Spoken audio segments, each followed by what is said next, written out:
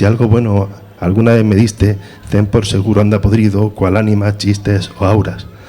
Bueno, pues vamos a empezar con la presentación del libro Bestiario Murciano, Seres Fantásticos del Sureste Ibérico, escrito por Antonio Luis Martínez Rodríguez, aquí a mi vera, e ilustrado por Carlos Bellón.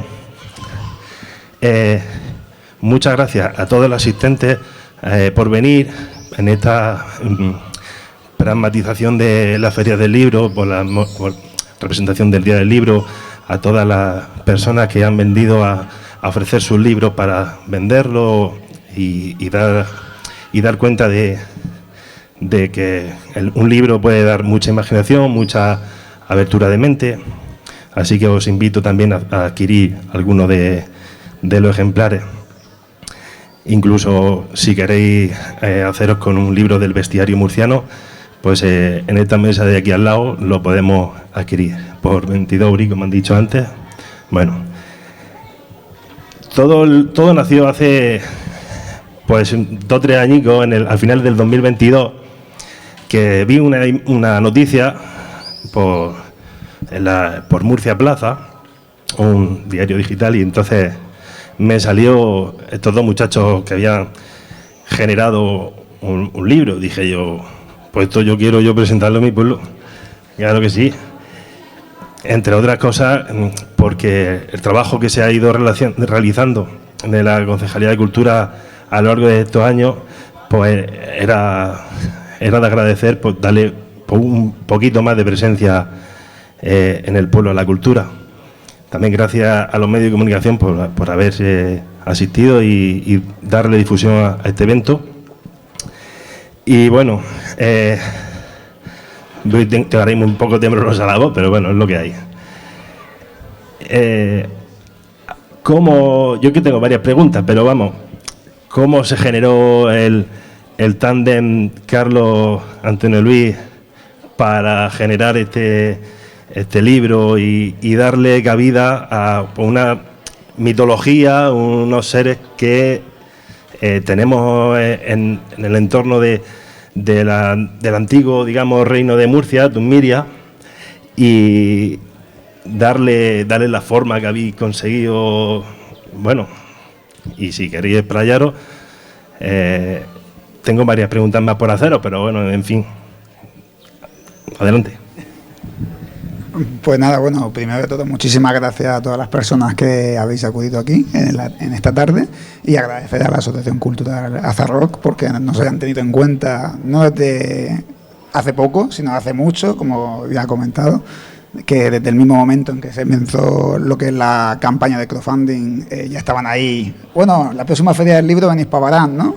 Venga, y ahí, y con esa insistencia, pues aquí estamos los dos. Y nada, ante la pregunta, pues bueno, esa idea del bestiario, bueno, pues llevaba rondando la cabeza durante mucho tiempo, porque al final conocemos mucho lo que es la mitología de tierras lejanas, de civilizaciones antiguas, de, bueno, algunos imaginarios colectivos de diferentes lugares del mundo, los conocemos con mucho detalle y en nuestra cultura popular están muy presentes. Y en cambio, bueno, si te pones a ver lo que sería la zona del sureste, todo lo que es la región murciana, el antiguo reino de Murcia, pues hay muchos estudios realizados por diferentes etnógrafos, antropólogos, filólogas, de diferentes campos del conocimiento, pero veía ahí faltaba un poquito una obra divulgativa a través de la ficción, como es en este caso. Y nada, yo tenía un poquito esa idea en la cabeza y por azares del destino conocí a Carlos en una excavación arqueológica lejos de aquí. Y nada, viendo cómo él ilustra, que bueno, aquí tenemos una fantástica ilustración, en este caso son las brujas de Alcantarilla, y nada, viendo las ilustraciones que él hacía en la campaña arqueológica y demás, dije, mira, tengo que plantearle un poco la idea del bestiario. Y nada, fue la feliz casualidad de que Carlos en particular, para su máster había realizado un TFM sobre una temática muy similar, que concordaba perfectamente para adaptarlo y aplicarlo a lo que es el espacio murciano. Pero yo creo que eso lo puede contestar mejor Carlos, para que sea ya su presentación también. ¿Se oye? Sí, sí. Bueno, sí, como ha dicho Antonio, justo cuando él me contó su idea de que quería hacer un bestiario, pero que no fuera una obra como las que él había investigado, sino que quería hilarlo con un viajero que viene a Murcia y documenta pues este tipo de leyendas y a partir de ahí pues saca conclusiones y hace una serie de ilustraciones, y era exactamente lo mismo que había hecho yo, pero con otra mitología, con mitología grecorromana, para mi trabajo fin de máster. Y bueno, en cuanto me lo dijo, le dije que sí, que había que hacerlo, y 5 años después aquí lo tenemos. Así que bueno, muchas gracias también por haber venido, y no sé si el compañero tiene alguna pregunta más. Pues sí, tengo unas cuantas. Dentro del libro comentáis, en este caso la redacción, de que el libro es digamos, basado en un irlandés con una casualística de, bueno, cómo puede surgir este adentramiento de esa historia de ese irlandés y demás. Puede profundizarlo, ¿no? Sí, a ver, estamos muy acostumbrados a que este tipo de narraciones mitológicas y demás estén ambientadas en el siglo XIX, en una época en la que la superstición obviamente estaba más presente que ahora mismo, actualmente en el siglo XXI. Y nada, toda esa literatura victoriana que, bueno, siempre da pie al suspense, al terror y a todo tipo de facetas supersticiosas, pues veíamos que era un marco muy interesante, pero no para aplicarlo a un contexto anglosajón, dentro del mundo británico, en el mundo estadounidense, sino que se podía traer aquí y dar esa ambientación. Y bueno, aprovechando lo que fue el inicio en Cartagena de la Revolución Cantonal en 1873, sí que es cierto que durante ese conflicto, por la lucha por la República Federal y el conflicto con el Estado Central, pues ahí vinieron muchos periodistas y dibujantes a documentar lo que sucedía en aquel conflicto, que en aquel momento para un francés, un británico, un irlandés, pues era la Guerra Civil de España. Obviamente se veía desde un punto de vista de guerra civil. Y nada, aprovechando un poco ese contexto, los grabados que hay de diferentes periódicos y de diarios ilustrados que había, pues me basé un poquito en esa base histórica para ciertos grabados que se desconocía quién era el autor, que era anónimo, se desconocía quiénes eran las personas que habían realizado esos grabados, pues intentar ambientar ahí con un periodista irlandés, que es dibujante, que trabajaba para un periódico de Illustrated London News, y a partir de ahí pues ir tirando. Sería un poco la idea, aprovechar esa ambientación que se ha explotado muy poco, que creo que da bastante de sí, y que nada, en un contexto histórico bastante interesante. Si quiere añadir algo, Carlos. Sí, bueno, se oye, ¿no? Sí. Otra cosa que a mí me ha servido mucho a la hora de ilustrar, utilizar la excusa de que el periodista no es de Murcia, o sea, que realmente se enfrenta por primera vez a esas leyendas, es realmente lo que me pasaba a mí, porque yo no soy de Murcia, soy de Ciudad Real, entonces me enfrentaba a los textos igual que se hubiera enfrentado Patrick, que es el supuesto escritor, a esas leyendas cuando se las contaba la gente de Murcia.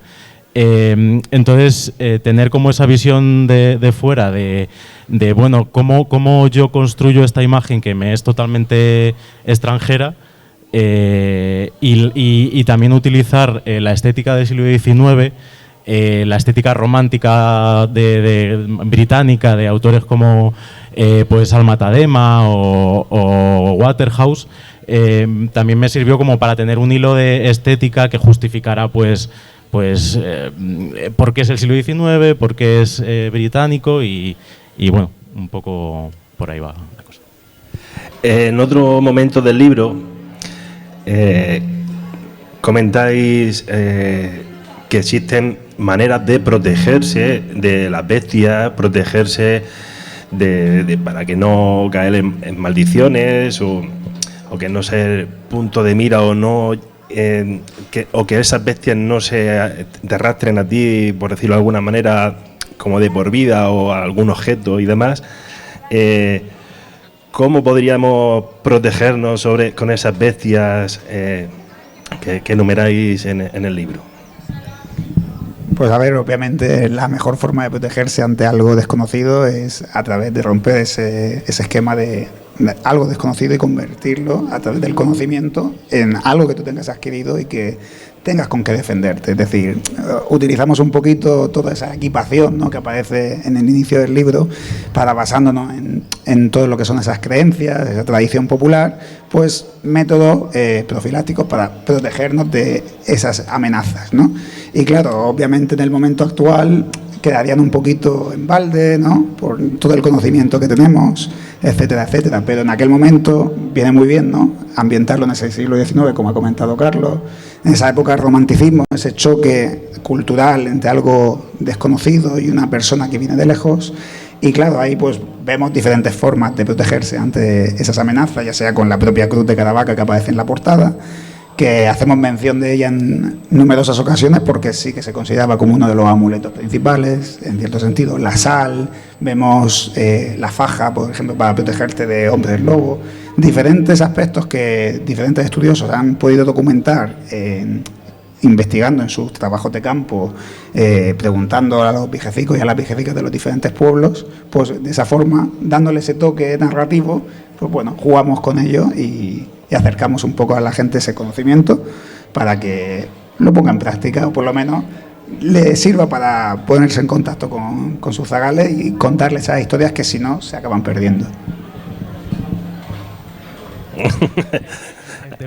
En temas de protecciones, ahí de protección de monstruos yo no tengo mucha idea, ¿no? Pues hablando de monstruos, Carlos, todo el conglomerado de bestias que hay en el libro, seguramente algunas sí que te habrás documentado para ver cómo tal. En otras a lo mejor no has encontrado apenas información.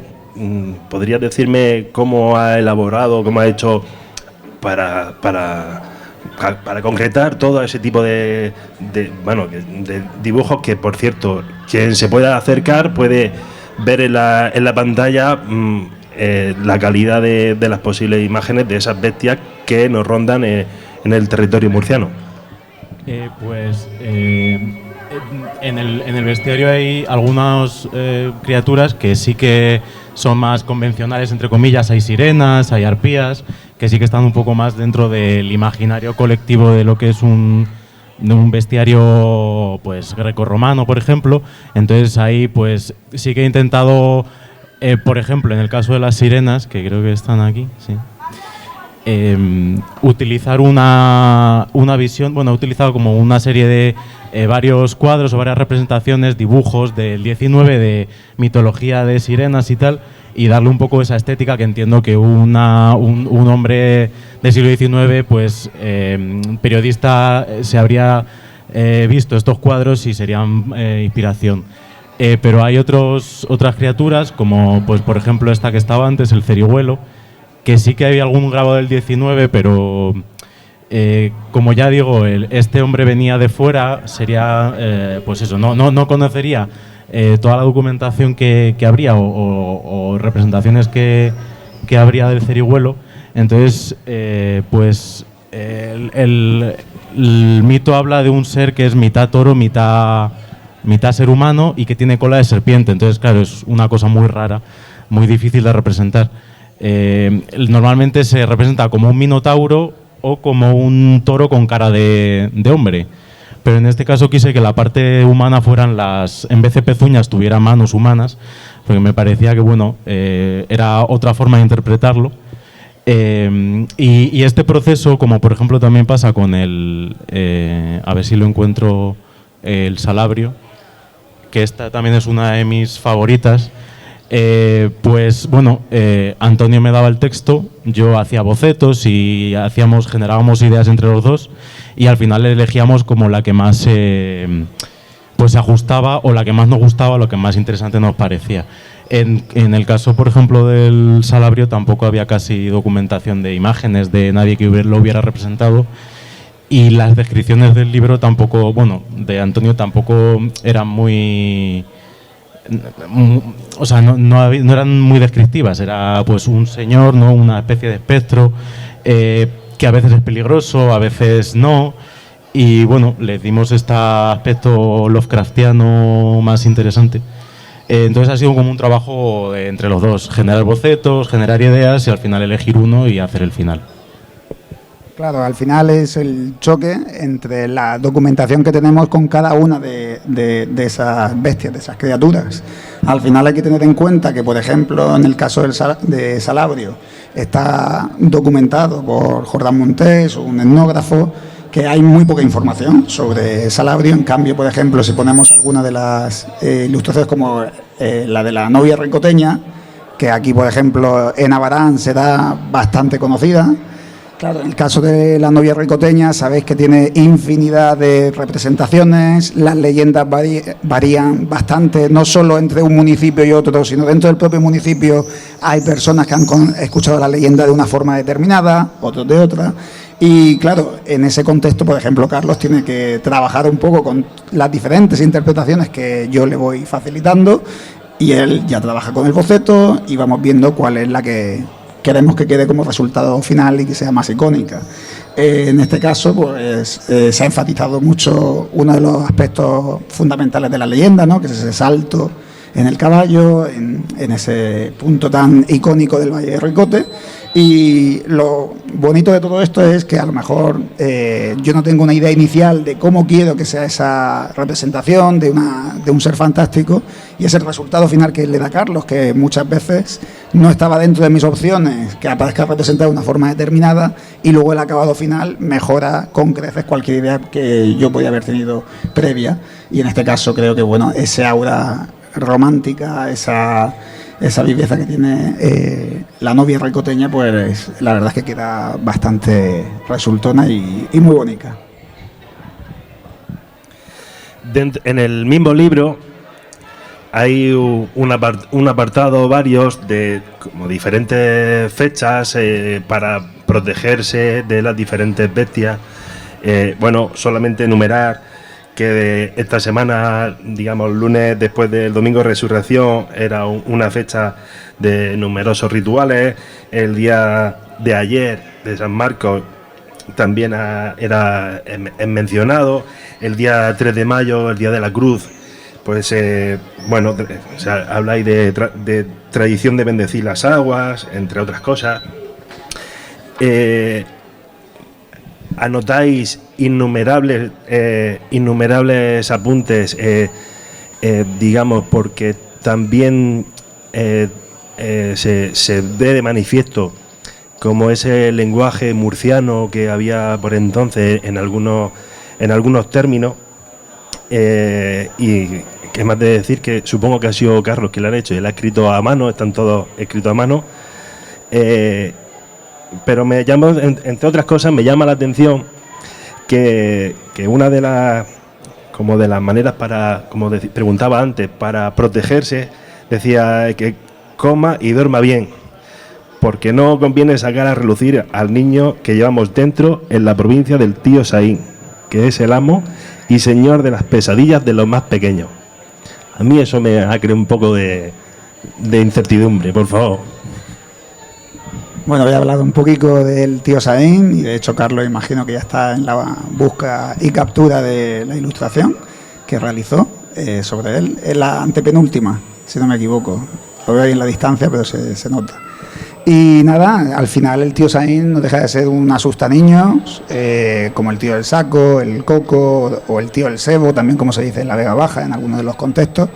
Y nada, aquí en Murcia, en la región murciana, al final es uno de los asustaniños más presentes a lo largo de los últimos siglos. De hecho, lo bonito que también tiene el bestiario es la parte final, en la que incluimos una serie de recortes de hemeroteca, fotografías antiguas, y bueno, ahí se pueden ver incluso varios recortes de prensa en los que se habla en diferentes municipios de la provincia de Murcia de la presencia del tío Saín, ¿no? Porque ante la desaparición de cualquier niño o ante la presencia de un forastero del que no se terminaban de fiar, pues al final cargaban sobre él las culpas de una desaparición o que el niño se había caído o cosas por el estilo.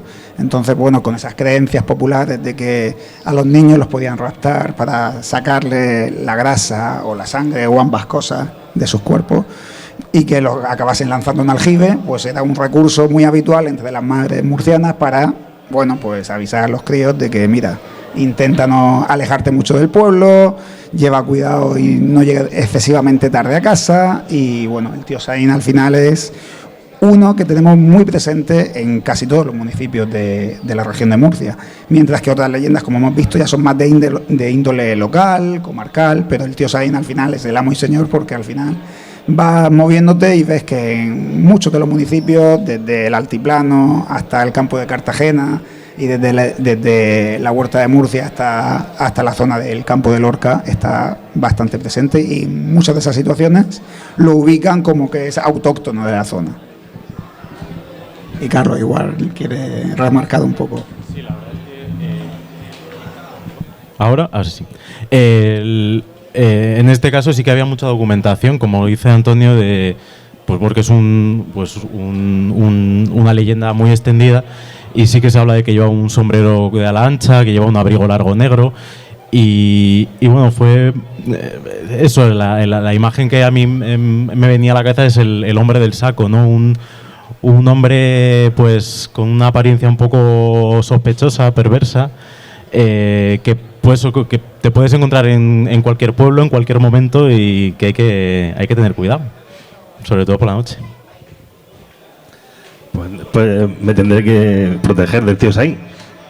¿Qué remedio? El jefe. Me llamó Carlos, uno de los dibujos que me impactó fue la representación de los alicornios. A mí también. La verdad es que, si te digo la verdad, no me acuerdo de cuál es la descripción de... Ah, sí, la voy a poner aquí. Esta en concreta es una de las muchas descripciones que se daba de los alicornios, y a mí fue la que más me pareció más sugerente, porque hablaba como de una maraña de eso, como una especie como de planta viva que no sé, que te observa, ¿no? Como me pareció como una cosa muy demoníaca, muy diferente al resto de ilustraciones, porque bueno, sí que hay ilustraciones que son pues espectros, fantasmas, hay mucho homínido, entonces me pareció como una oportunidad para hacer algo más diferente y más extraño. Bueno, y en el caso de los alicornios, como dice perfectamente Carlos, estaríamos ante bueno, una de las leyendas, creencias presentes en diferentes comarcas, y en este caso pues a veces esas plantas roradoras que a veces portan ánimas, en otras descripciones son demonios, y bueno, se te agarran con mucha facilidad, y al final la forma en que lo ha ilustrado Carlos pues lo refleja a la perfección. Y al final es ese juego que estábamos comentando, ¿no? El intentar representar las diferentes leyendas de una forma icónica, intentando definirlas dentro de las diferentes versiones que existen. Y en este caso, por ejemplo, está presente desde los campos de Jin hasta Lorquí, por ejemplo, es una de la presencia uno de los lugares donde está más presente. Bueno, voy a hacer la penúltima pregunta, y no quiero liarme mucho. En Abarán podríamos considerar que existe una bestia, ser mitológico, que es la encantada de las Vilas. Y además nombráis en el libro, en el ejército encantado, que hay un voluntario del cantonal que estaba ahí en Cartagena, que era de Abarán. Un 2 por 1. Vale, venga, empezamos por la segunda, por la más cercana en el tiempo. En el caso del ejército encantado, estaríamos ante una leyenda bastante presente en lo que es toda esta zona de la Vega Alta, del Segura, de ese tránsito entre lo que sería la provincia de Albacete y la provincia de Murcia. Y bueno, ese ejército encantado que sale de lo que sería la Fuente del Judío, de la Cueva de los Encantados, la Cueva de la Higuera, tiene diferentes denominaciones.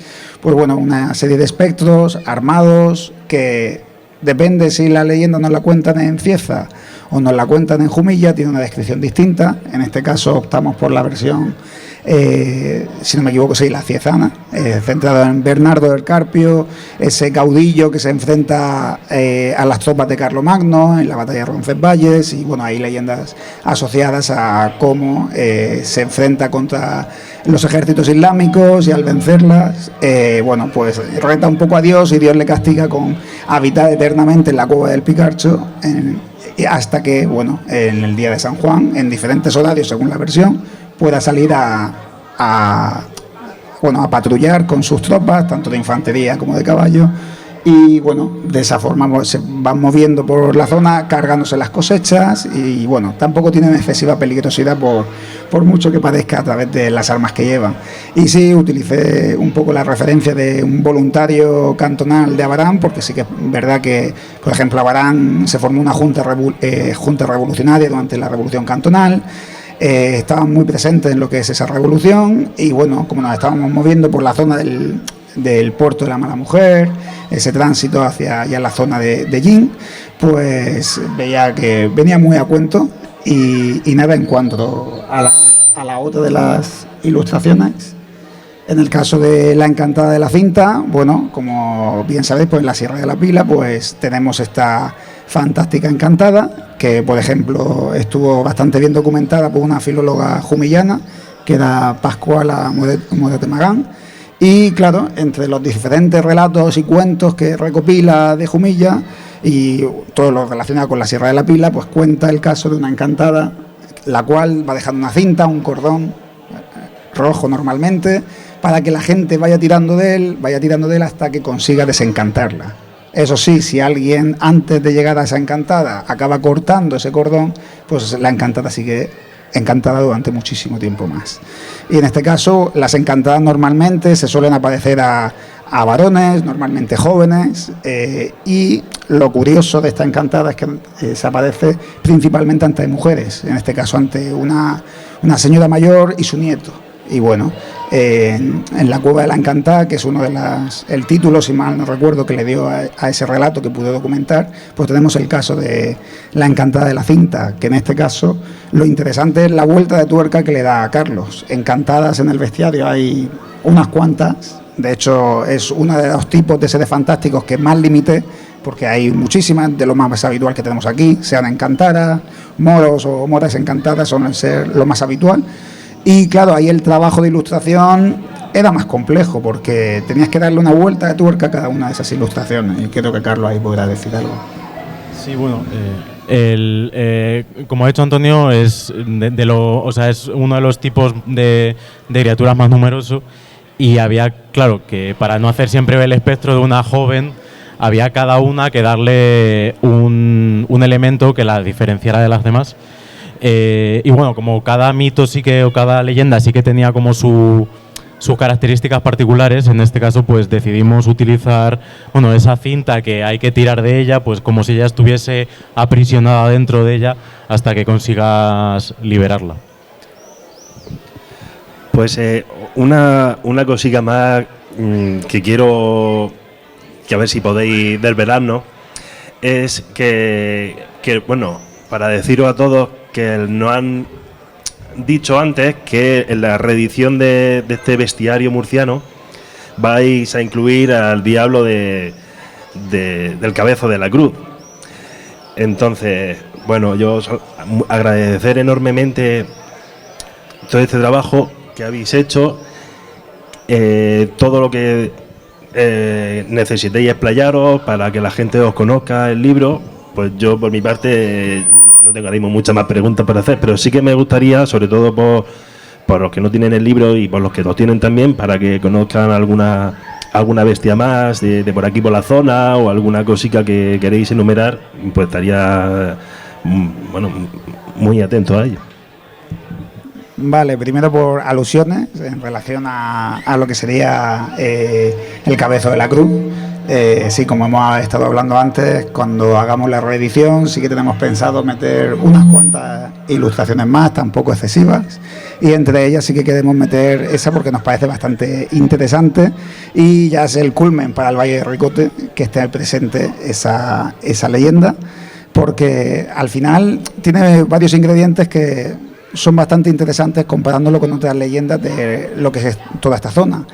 Por un lado, el hecho de que en algunas de las versiones de esa leyenda se asocia a que sucede en la noche del jueves al Viernes Santo, en algunas de las versiones que he escuchado. Y claro, eso normalmente está marcado por una fecha sagrada que alguien está violando, en el sentido de que no está cumpliendo el reposo o el respeto hacia el día de Jesús, ¿no?, de la muerte. Y bueno, por otro lado también el hecho de esa forma en la que se va transformando ese cordero en un macho cabrío con ojos ensangrentados, con esos cuernos más endiablados, ¿no?, que nos recuerda también a otras leyendas que se han documentado, por ejemplo, en el campo de Cartagena. Pero el caso de Abarán me parece muy interesante por cómo aúna esos dos elementos, y vamos, contad con ello, que cuando hagamos la reedición y se puedan meter esos nuevos seres fantásticos, Carlos ya se encargará de darle forma. Bueno, y si quieres hablar de la otra, ¿no?, criatura que venía de la arpía. Y nada, ya hemos hecho un pequeño repaso, ¿no?, entre la novia ricoteña, el caso del ejército encantado, con varias alusiones, ¿no? En este caso vemos el caso de la arpía del Monte Ope, en Archena, y bueno, hay diferentes interpretaciones de ella. En algunos elementos también recuerda a la leyenda de aquí de Abarán. Y nada, entre las diferentes interpretaciones, ¿no?, de ese monte, que hasta que se pone la cruz hay una serie de monstruos y de criaturas de procedencia maligna, pues una de las que más ha pervivido con el tiempo ha sido la arpía del Monte Ope, en algunas veces representado más como un diablo. Pues bueno, una situación de una persona que se acaba encontrando un animal malherido, lo porta a sus espaldas hasta que ve que la carga cada vez es mayor y se da la vuelta y bueno, acaba viendo a un animal o a un ser muy distinto al que se encontró inicialmente. Y nada, en este caso la arpía, pues la forma en que la ha representado Carlos, con esa cara bastante espeluznante, con todo lo que sería esas plumas, esa parte así un poco más cartilaginosa, con los ojos, vemos un ser que da bastante miedo, y que bueno, se ve también lo importante que es recuperar un poco estas leyendas locales, porque allí, por ejemplo, en Archena ya se ha hecho una versión, ¿no?, más como un diablo, para recordar ese monstruo que tan vinculado ha estado a la población. Y bueno, eso es otra forma de recuperar un poco ese patrimonio inmaterial de esas tradiciones que nos han ido contando nuestros mayores y que pervivan de una forma u otra a través de ilustraciones en libros, o recuperándolo también para las fiestas locales. Ahí os dejo la pelota para ver si en algún momento la rescatáis para el caso de Abarán. Sí, bueno, yo creo que lo que ha hecho Antonio, porque yo soy simplemente aquí un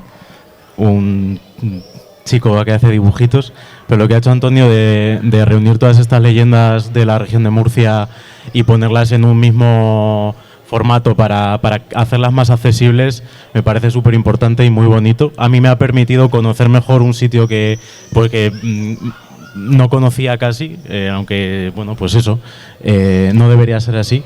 Y me parece que es una forma muy, muy chula de introducir a gente que, o sea, para la gente de Murcia evidentemente tiene muchísimo valor, pero también es una forma muy bonita de que gente de fuera conozca Murcia y mucho más de lo que se sabe de Murcia. Conocer, pues eso, raíces, leyendas y folclore, que al final es lo que vertebra una cultura, una sociedad, un pueblo o una región. Entonces, bueno, yo estoy muy agradecido porque hayamos podido hacer este proyecto juntos, que ha sido un viaje largo pero bonito. Y bueno, pues no sé, yo creo que si tenéis alguna pregunta o alguien quiere acercarse a preguntar algo, a comentar algo, pues encantados. Adelante con ello.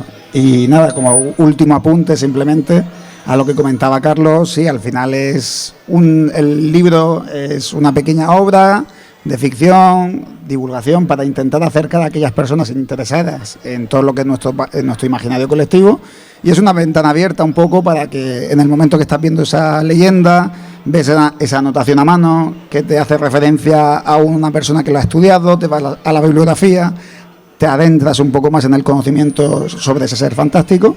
Y bueno, esa ha sido un poco la idea, el acercar, el intentar que sea más conocido y en poner en valor todos esos estudios y también todo ese legado inmaterial de todas las personas que lo han ido transmitiendo de una forma u otra con el paso del tiempo. Así que nada, a ver si hay alguien que se anima a preguntar. Si alguien quiere hacer una pregunta, se acerque por favor y coja el micrófono, porque mejor desde ahí no se escucha en la tele. Acércate.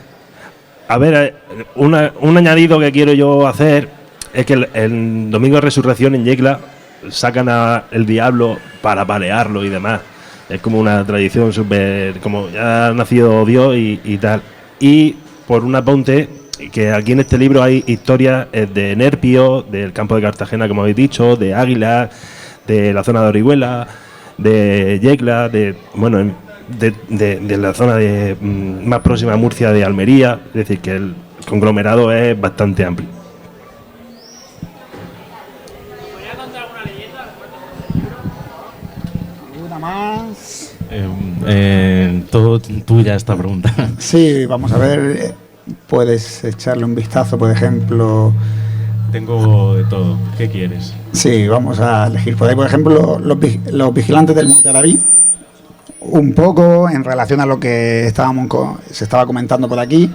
Bueno, una de los seres fantásticos más comunes que se suelen encontrar, aparte de las encantadas, son los moros y moras encantadas, porque obviamente en el sitio en el que nos encontramos, en la antigua Cora de Turmir, en el antiguo reino de Murcia, pues el legado islámico es inmenso y está presente en las leyendas con muchísima frecuencia. Normalmente muchas de las encantadas tienen su versión visigoda, pero sobre todo su versión islámica.